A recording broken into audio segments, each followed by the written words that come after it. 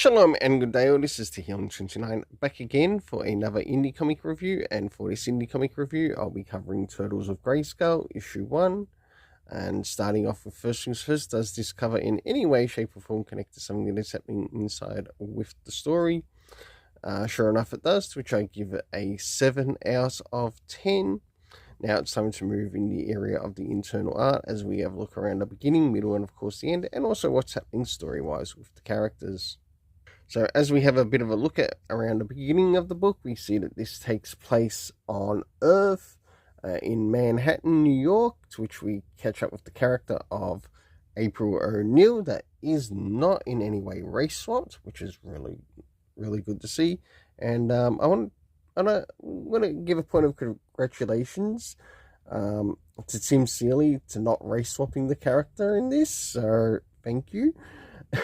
I'm sure many a TMNT reader will certainly enjoy this, keeping to somewhat the origins of the first character's appearance and not being turned into modern day garbage.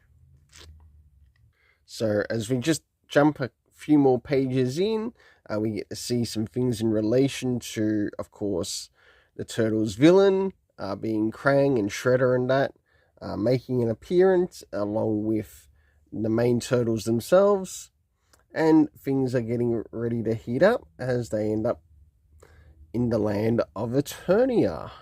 As we jump a little bit further, finally towards the middle, now in the area of Eternia, there's quite a number of characters here that I don't quite recognize, but as for the turtle side of thing, I do actually recognize.